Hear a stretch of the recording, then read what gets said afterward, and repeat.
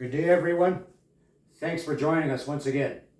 Today I'm going to do the second part of applying paint to the canvas.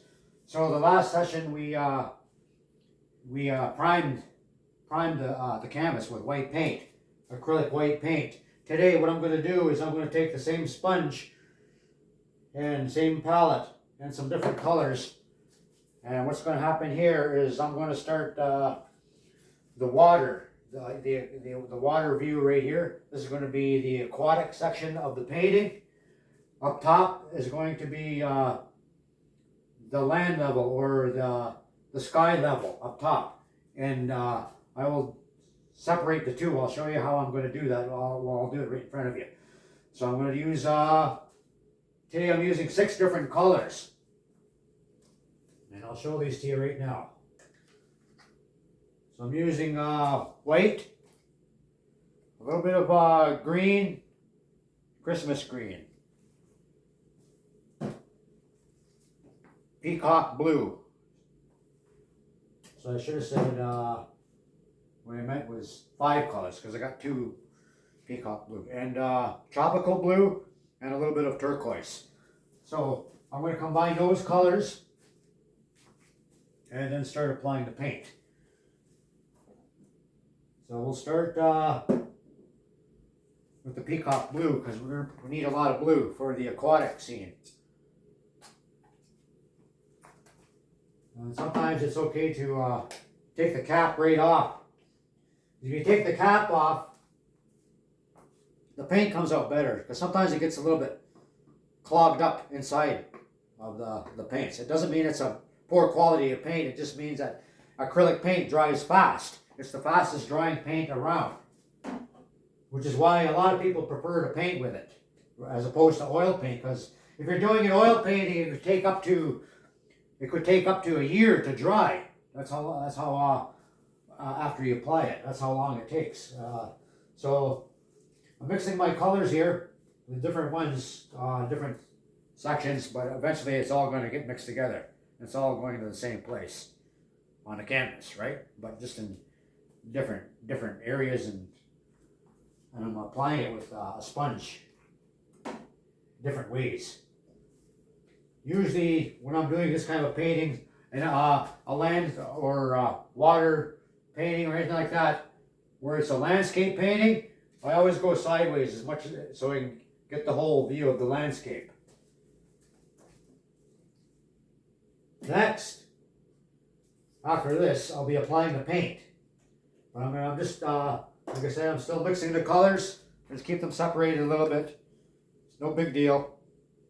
A little bit of the green, not a whole lot, because it's not going to be green water, but the water does have a little bit of a turquoise, greenish look to it sometimes, at times. And so there's going to be 2 different scenes here. The water aquatic scene. And up top will be the daylight scene where the ship is going to be floating on top of the water, above the water. And it's a little bit of a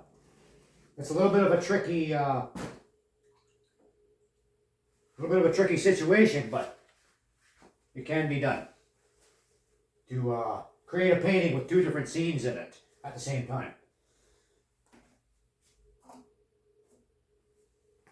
So, up top, once again, we're going to need for daylight, right? Okay, so we're going to be kind of, it's not going to be very dark. So we're going to use a little bit of the blue. And I forgot to put turquoise in.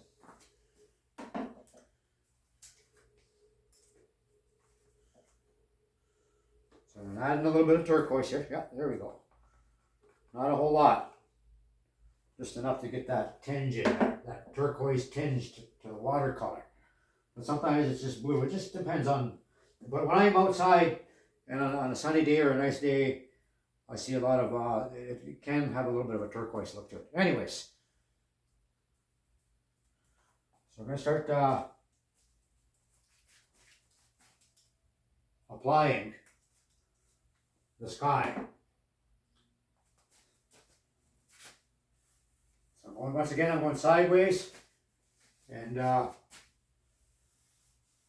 so that gives it more of a more realistic dimension look to it.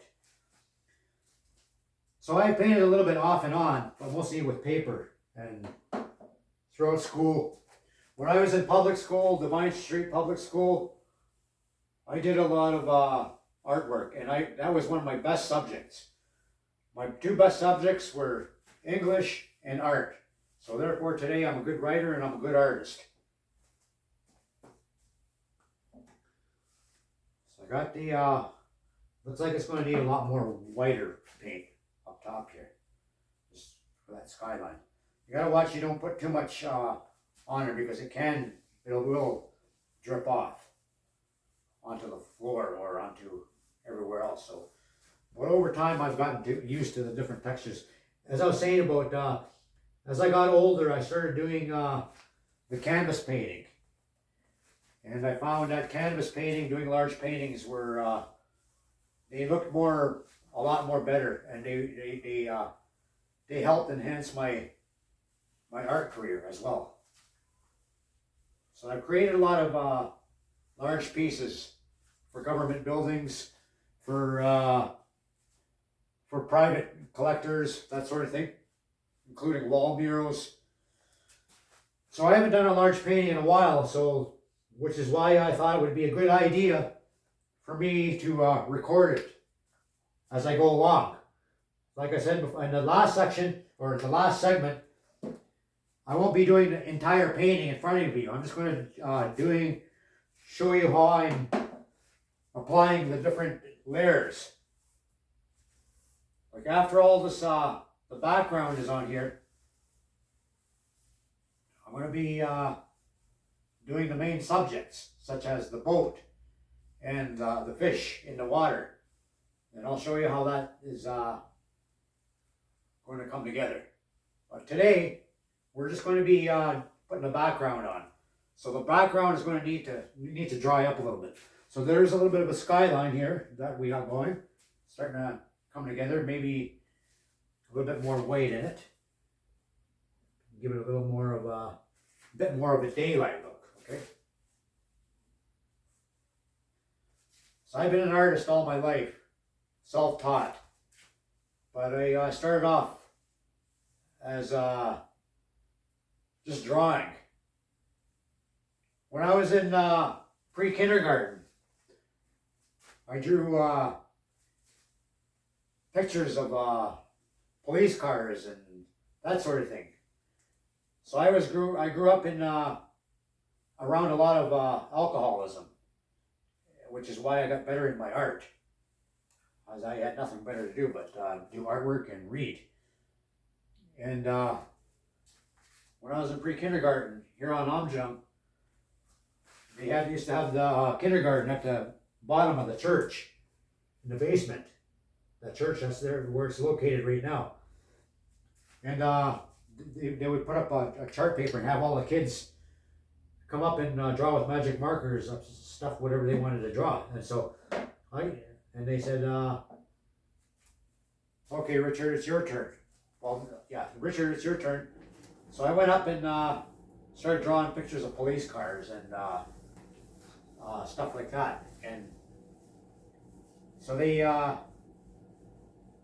asked why I did that, and they were amazed that I drew something like that. I was like 4 or 5 years old. Here I'm drawing a cop car with flashing lights on it and that sort of thing. And so cop cars fascinated me then, because we had a lot of cops and come to my place because we had a lot of trouble going on because of all the drinking and stuff. And so if you watch some of my other videos, that explains a lot more of that lifestyle that I grew up around. It was not a very good lifestyle. It was a negative lifestyle. But today I'm here doing a positive thing, which is trying to teach others how to live positive and how you can do more positive things. Because you can, it doesn't take a really artistic person to paint, right? well, anybody can put paint to a canvas. It's just what you put on the canvas is what counts. So we got up top a little bit more water, I guess, or a little bit more of the sky. So as you see, the colors are starting to blend here. Okay, so it's not too bad. It's not like you're making a great big mess. As long as you keep going sideways from side to side. So this is a landscape scene that we're doing here. This is the skyline. So that's why it was good to paint the canvas first. Paint it white. Prime it in a white color instead of a black color. Excuse me. Oh yes, and my bottomless cup of coffee. It's morning time again. One of my favorite times to work, first thing in the morning. So anyways, up next we're going to do the aquatic. So you're mixing a little bit of dab of the green, a little bit of turquoise, and now all the colors are coming in here, like all the 4 colors here that I got here. Or let's see, 1, 2, 3, 5 colors. Sorry, it's confusing myself.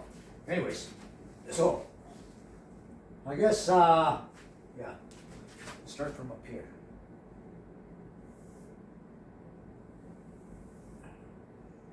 I'm gonna try and draw a straight line here. If I can, if I can't get it straight, I'll come back and straighten it. I always come back and straighten it. Just I like to do things by I don't use grids and stuff like that. What I like to do is step back every once in a while, see how things are going. As you can see, the water line is a little bit offside, a little bit not quite the way it's supposed to be. So we're trying to get it straight across. We're not doing all the detail right now, so we're just, as long as we get a good idea where everything is. So this is starting to come into a water scene now.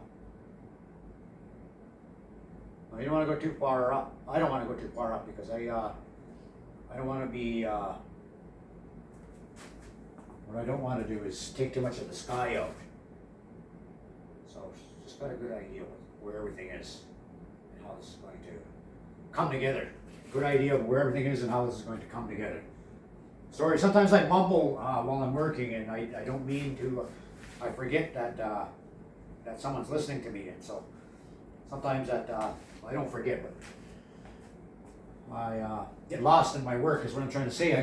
Like I said, it's therapeutic, and it's a lot of fun, and it's a better way of relieving stress, anger, frustrations. You're sad.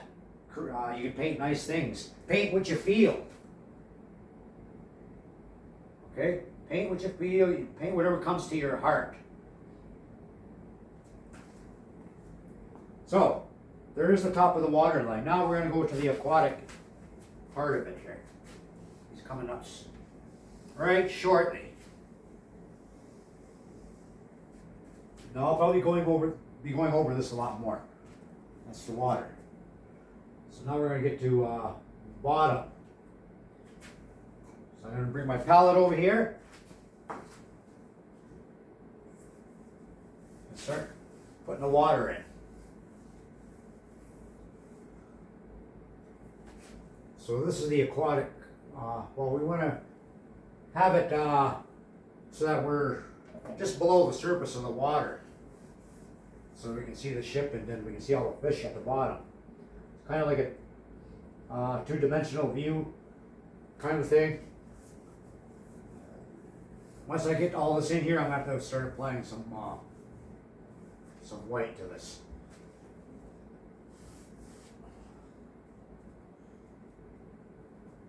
And so after all this dries up, I'm going to give this another, maybe another day or two, just to dry up, for all the paint to absorb into the canvas, so it all becomes elasticized. That means turned to elastic, rubbery, and hardens up. That's the wonders of acrylic. So we got it looking more like the shoreline up above still. So we want to get out of that. What I need to do is add more white to this painting. After a while, once I get all this done and it's all dried up, more of the detail in the water, more of the shoreline, this will be evened out more.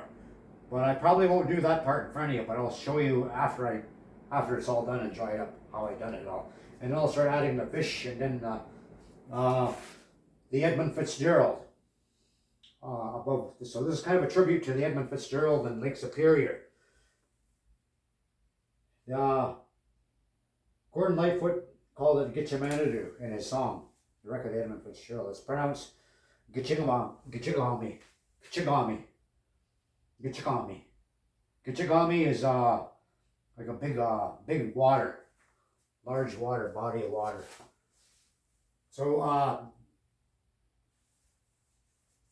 Lake Superior is like a sea in a storm. So we're not going to have a stormy effect here. Okay, it's going to be just, everything's going to be calm. It's going to be a nice calm day so the fish can swim about. It'll be Great Lakes fish. Put some pike in here. Put some walleye. Ontario fish. Any fish that we could find in Lake Superior. I'm going to put it here. Keep adding more of the white here. You get more of the underwater scene color. The underwater scene color is most important because that's going to be, I guess, the main focus at the bottom. So those are called the main focuses and main subjects. They come in the third and fourth section of creating the painting. Third or fourth segment, I meant to say. I'm getting all tongue-tied and forgetting my words here again. I apologize. Sometimes I don't have the right word at the right moment. So this is part of realism. My artwork is realism. My writing is realism. So my segments are going to be realism.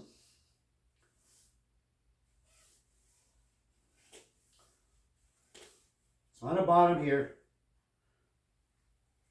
it's going to be a little bit more darker than up top.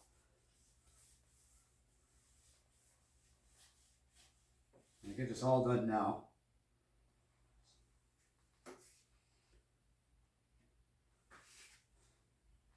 These chairs are part of my display, but I should have them covered, and I probably will in the next couple segments. I just got paint on one of them, and it's not really a big deal because once you, if you drop paint on something or you get paint on something, get some water and a rag right away if you don't want it on there, because it's going to, it'll dry up and it'll harden up after a while. But you get it when it's still wet, even if it's on your clothes. It's you got a better chance.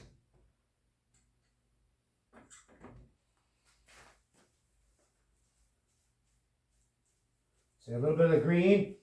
A little turquoise. See, it's all starting to mix together now. It doesn't matter if you get too much of one color in one area. It'll all even out. It'll all look good.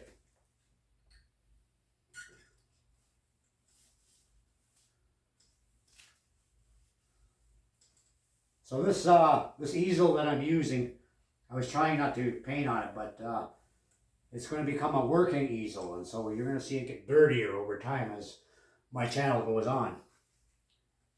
Well, hopefully I can show more techniques to you, and this is part of my culture. I do different kinds of cultural things, actually. It's not always just First Nation. I was never I danced at powwows and stuff like that. I danced at powwows and stuff like that, but it was not, I felt different when I danced other ways. Theater dancing, show dancing, that sort of thing. I practice a lot of different kinds of arts. Ballet dancing. So that's the kind of stuff that I'll probably do on my channel. So I won't be doing any powwow dancing because I'm not good at it. I think that's what I was trying to say in the beginning here, of what I was talking about. But I've been a powwow drummer all my life. But as for cultural participation at events like powwows, I don't drum anymore. I'd rather paint, sell art. It's just one of my favorite pastimes. And my livelihood, as I was saying. And this artwork saved my life. I was a very terrible drunk at one time. I drank a lot of alcohol. I'm not afraid to admit to that. It's all part of why I'm a good artist today. I need a positive livelihood other than what came with alcoholism. So we're getting a little bit of aquatic here. I'm trying to, I think I'm missing something here. I'm not sure what it is. I might need to add a little bit of yellow here.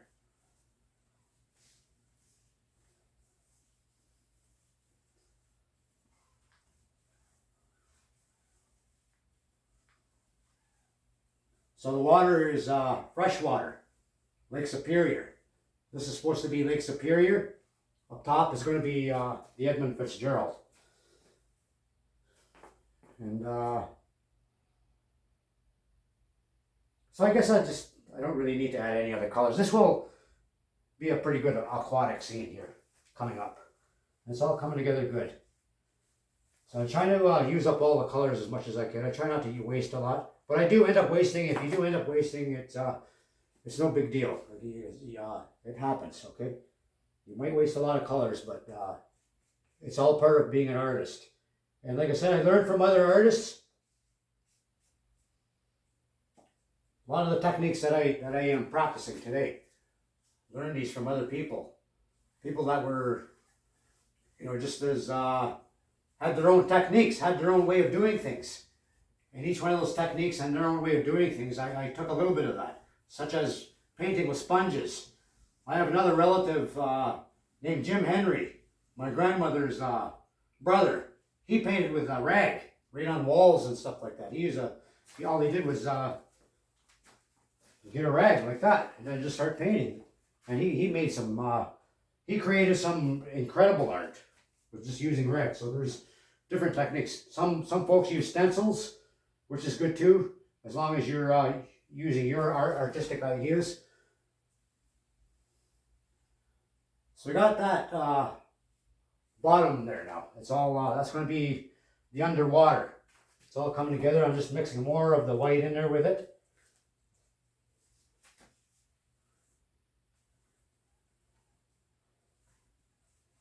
You want to get it all before it starts to lump up because it can be annoying. What I mean by lumping up is when it starts to dry. Acrylic is fast drying. You got to remember that, and it's hard for some people to work with it because of it. But anyways, we got the water seed coming up here, coming along good. And if I need to add anything else, I'll explain what had happened in the next segment. What I have to add. But this is, you get an idea of what's going on here though. Okay, there's the water line, which I still got to even out a little bit. And I'll have to do that with a brush. And I got the skyline starting in the bottom of where the water is. There's going to be a little bit of this and that in there. Might put some seaweed in there. Who knows? So different kinds of Great Lakes fish. So I got the background on here, and I want to explain a little bit more what comes after that also. So just getting a clean hand here. Get a clean hand and I can pick stuff up better. And so that's why it's good to have water and a rag beside you at all times when you're doing any painting. So you can put the brushes in there too. And that was another thing I was going to explain to you. I use different size brushes. I don't just use one brush. Different sizes. These are all, this is all Dollarama, the brushes, the paints. Same thing, Dollarama. Okay, this is what I'm doing this with. And I'm creating masterpieces with this stuff. So, you don't really need expensive paint to work with. And I also use the sponges, also from Dollarama. And for that reason, why I go to Dollarama is because I'm used to that. This is where I got all my supplies all my life. You know, even if I was rich, I would probably still go to Dollarama because I'm just that's where I go. That's what I got used to. So an artist gets used to is where he gets his supplies, the people he does business with. But anyways, coming right along here. After this dries up, the next segment, it might look a little different. We're going to start adding some fish and the Edmund Fitzgerald, the ship itself, which sank 1975 in Lake Superior, just 15 miles away from Whitefish Point or Whitefish Bay. And I was just about 10 years old when that happened. And it happened during a storm. So, but this is going to be a calm day painting. No storm. It'll be a nice, beautiful scene. And with that, I would like to thank you again for joining me in this segment. And Oreo is again sleeping. It's early in the morning. Right now, it's about 8:30, 8:25. Sorry. So we're moving right along here. Painting is going to make progress throughout the week, and I will show you some more segments, how I'm applying more of what I got going on here, more of the fish and the ship up top. So thank you again. Join me once again on my channel. Thank you for watching, and you're welcome to use these techniques. Take some of this food for knowledge. I also wanted to show you a box. This is where all my paints go. Okay, I got a whole box of colors here. I keep them handy. It's good to have lots of an assortment of colors and brushes and rags and lots of water and a large bucket of water. Okay. Anyways, have a good day. Drive carefully. We'll see you again.